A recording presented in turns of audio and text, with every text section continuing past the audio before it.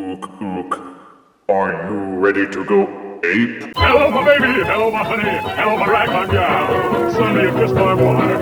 Baby, my heart's on fire. We now review War for Cybertron Siege Voyager Apeface. No, I'm not talking about Dungeon Master. Apeface was one of the Headmaster figures that came out in Generation 1 during the mid to late 80s. Among the first to use the Headmaster gimmick of having the robot head pop off and turn into a smaller robot. In Generation 1, the heads were rigged into a system that would cause their stats to show up on the robot chest, which may have been neat for the toys, but would make no practical sense in real life. The box shows off Apeface, though he looks like he might fit into a deluxe-sized box. There's the usual side panel crud. Photos of all modes on the back. The side panel has the black light revealed secret word, Turbo Worm. Okay. So let us open the box and review Apeface. Out of box, War for Cybertron Siege Apeface comes with his instruction booklet, a shield/tail fin accessory, a gun weapon accessory, and also a Headmaster unit, which is just like the Titan Master Headmaster units that came in the Titan's Return line. The Apeface Titan/Headmaster features many of the same features. It has the same colored plastic as Apeface's actual body. It features a 360-degree rotating head that will also waggle slightly in its socket. The arms will swivel up and down. The hips will swivel up and down, and the knees will bend. You can transform Apeface Titan Master into Apeface Head by flipping him upside down and folding his legs until they cover his chest. The back of the legs actually have a face on them themselves, which is strong resemblance to Generation 1 Apeface's Apeface. Also on the back is another face. This one also pretty cool with a neat red visor and no robot lips. For some reason they listed all the weapon names in Cybertronian writing, and I'm not going to go to the website to translate this crud. Apeface's gun is the SA Thingamajiggy with 20 muscles, 15 targeting scopes, and 18 mouse pointers. There are also stats for the EM Wingamajig, which has 19 shield points. And this is Apeface out of box and in his alt mode. In this case, it is a futuristic jet plane, presumably Cybertronian since it conforms to no Earth-style flying machine. The colors are mostly white, with the wings and the nose cone that are a kind of magenta. Also some blue-purple highlights with some silver trimming tossed in. This figure has some of the grungy paint applications for which Siege is well known, to give him a more weathered look. The white plastic has a kind of blurry, weird consistency to it that makes it look like it should be glow-in-the-dark plastic, except that it isn't. The plane has some heft to it and feels solid enough, though you have to do some careful tabbing with the components to get some of it to stick in place, especially around the wings and the nose cone. Even slight misalignments can cause ugly floppiness to take place, so follow the instructions carefully. And while the jet looks decent enough from above, it suffers from the Silverbolt syndrome, which is to say that the jet mode is essentially a lumpy box with a nose cone and some wings attached to make it a jet only in the most basic sense. Look at the jet from the sides or from underneath, and the illusion of aerodynamic sleekness quickly evaporates. You can pretty much see the arms and the legs and the beast parts sticking all out, with only a basic effort put into concealing them beneath the jet-shaped parts on top. Plus there is no landing gear whatsoever, not even any round nubs at the bottom to serve as skids. At the least, there is very little visible gappage, except near the front where the nose cone joins to the body. but he holds together well enough as long as you aren't too rough with him. Apeface has an opening cockpit. Transform the head into its robot mode, and stick him inside the cockpit to jet around. Though it's an eye roller when you ask what the front cockpit is for. And if you think that he could use some more wingage, you're right. That's what the thingamabob is for. It pegs into this hole on the top of the jet to give him more winginess. You will find that he is packed with 5mm peg holes into which you can plug weapon accessories, including his default weapon accessory. The instructions have you pegging this gun underneath the nose cone, but you can use the 5mm holes to plug in Battle Masters, Titan Masters, Prime Masters, Fire Blasts, and weapon accessories. So you can use any loose accessories to overarm him and draw attention away from the fact that he shouldn't actually be able to fly. They even threw in some smaller pegs so you can attach Titan Masters, Headmasters, and Prime Masters. To transform Apeface into his ape mode, start by removing the accessories. As you may have guessed, you detach and flip back the nose cone by untabbing it from these panels in the front, then angle it up and backwards. The wings tab into these parts underneath, untab them and rotate them forwards. When transforming to jet, make sure that those parts tab together securely. Rotate the ape arms forwards. Inside the ape arm is another joint that is hinged outwards, and inside that is another joint for the ape wrists. This here is a tricky part, but the head folds out from inside the nose cone on a double set of joints. Make sure that the nose cone remains flat against the back. Rotate the first hinge so that it's kind of angled downwards slightly. You'll see it has this tab underneath it that pokes into this little hole here. The neck gap has these two little tabs that stick outwards. It's hard to see, but there is a set of notches on this other hinge on the inside of the neck. Those tabs and those grooves should line up, with both hinges angled inwards to cover up the gap. Once you push them in, all the gaps will be filled, and it should hold fairly firmly. If during that process the nose cone has angled upwards again, hold these tabs in place, and then nudge the nose cone back down. There are tabs that hold these sections together in the back above the nose cone. None of those should be loose. The tabs should hold together firmly and cover up most of the gaps. Rotate the ape arms back down. Transform the Apeface head into its Apeface mode. It will cinch down and clip into this hole on the top of the ape head. Untab the ape legs from the side and swivel them downwards. Then fold out the ape feet. It's worth noting that you should take some care with the ape thighs. If you rotate them too far forward, they will push these black chest sections out of their tabs. So you can only kind of rotate them so that they're angled this direction. Then you can plug the gun accessory pretty much anywhere you want, although the instructions have you plugging it back on top of the nose cone. Fold the jet wings backwards to complete the transformation. And this is Apeface in his ape mode. Yes, we know, it bears only passing resemblance to some kind of monstrous robotic ape. It's a clumsy, ramshackle, ungainly mishmash, which doesn't even deserve to be called a disguise. But this is kind of how it looked in Generation 1, so it was made in tribute rather than in spite of his Generation 1 beginnings. This figure is a triple changer, and as such, one of the modes had to fall prey to the triple changer curse of having at least one crappy mode out of 3. And it seems that this mode is the one that got crapped on. The overall form is boxy and unelegant, with kibble here and kibble there, while the hind legs have the robot arms folded up and jutting out from each side.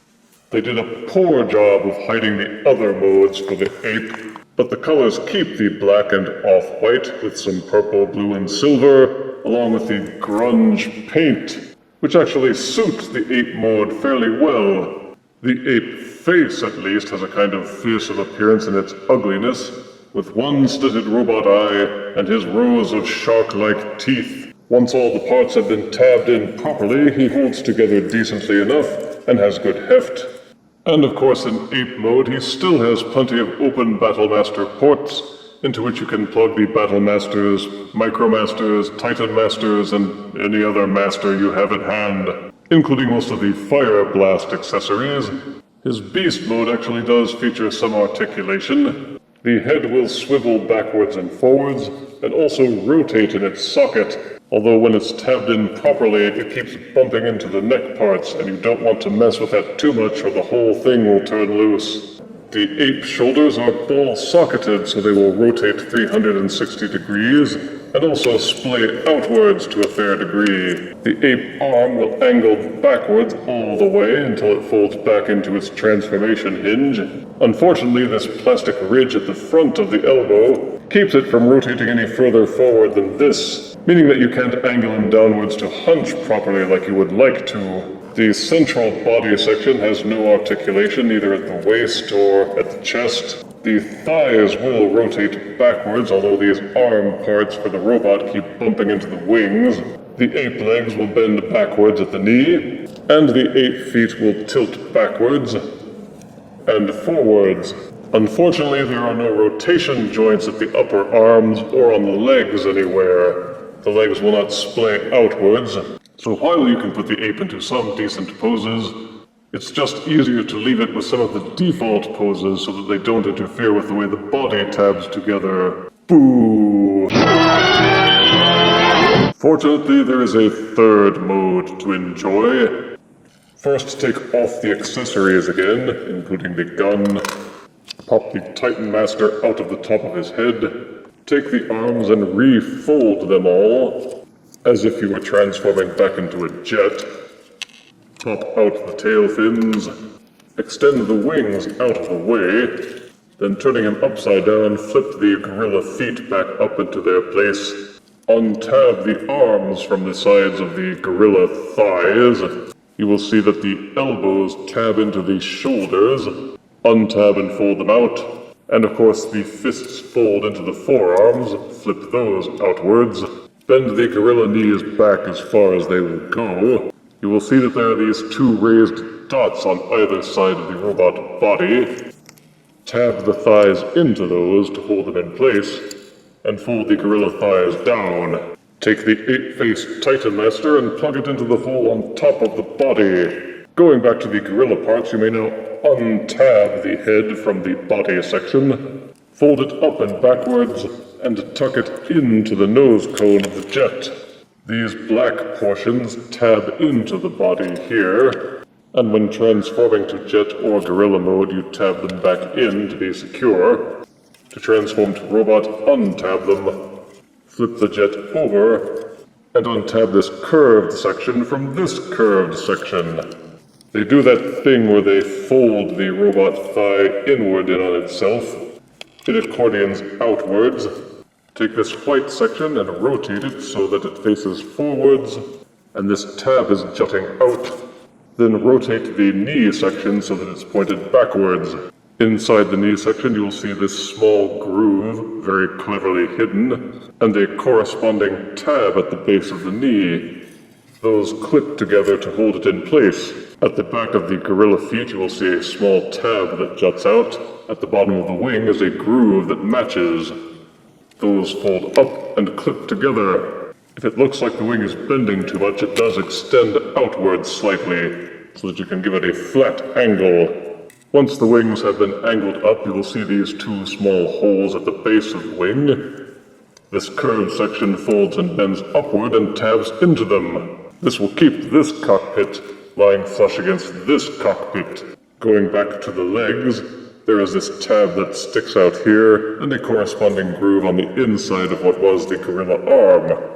Those tab together, and then you take the gorilla arms and the jet plate section, and rotate them inwards until they fill up the shins. Again, you will find a tab on the inside and a groove as well that should latch up so that it all tabs and clicks together. Then you flip down the robot feet from the front of these black portions, and the transformation is complete. And it's obvious that this is the best mode of the three. and that it was the mode that they used as the baseline for the other two. It has the best proportions, and aside from the nose cone hanging off of his back, it has the least amount of kibble. Given that many Transformers jets have the nose cones slung onto their backs, Apeface can be said to be not unheard of in how he was designed. He maintains his colors, and the grungy sections are now on full display. There's plenty of sculpted detailing. All of the body parts are now folded snugly away. Indeed, the only hollow sections seem to be at the forearms, where the robot fists folded in.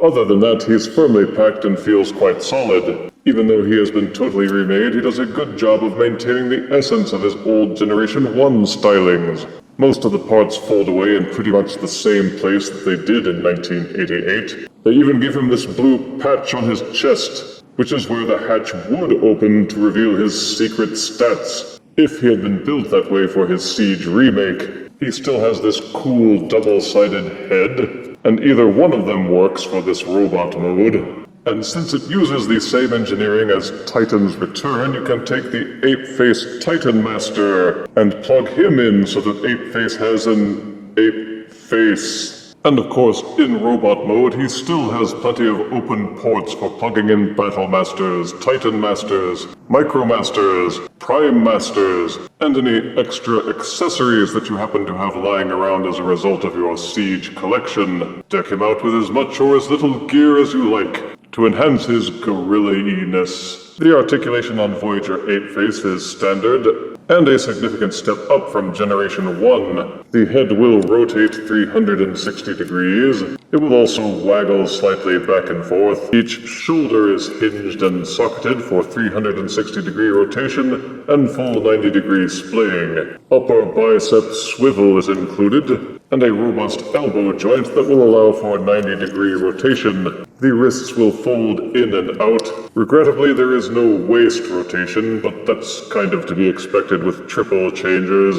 The hips have a dual hinge setup so that they will kick forward until they bump into this plate, and kick backwards until they bump into this plate. The knees will bend 45 degrees, and there is an upper thigh swivel to allow the legs to rotate. They will also splay outwards 90 degrees. They have the standard Siege foot tilt that will allow the ankles to be tilted in and out.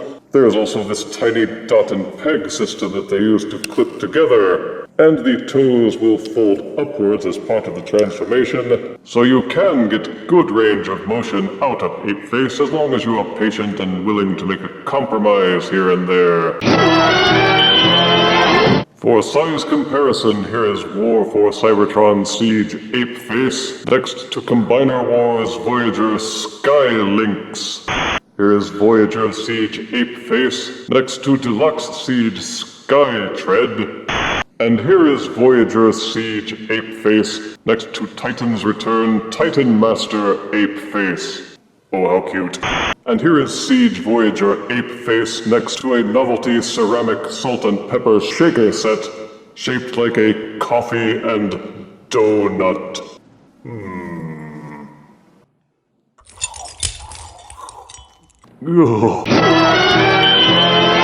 War for Cybertron Siege Voyager Apeface is among the last figures of the Siege line, and it's nice that they did something original instead of just refurbishing an earlier figure into a remold. Those who were dissatisfied with the dinky Apeface that came in Titan's Return will be glad to have a full Voyager-sized version that is an actual triple changer. Enjoy it while you can, because they may not remake him again for some time. Positives are Generation 1 accuracy, Battlemaster compatibility, and 3 modes to choose from, so there's plenty of variety. The colors are good, and each mode pegs together well once you've done it properly. Negatives are that the Ape mode, while also Generation 1 accurate, is lacking. Of the 3 modes, the Ape is the least stable, with the head section and shoulders held in only with some iffy tabs. The Jet mode has a lot of beast and robot kibble. It doesn't look particularly aerodynamic,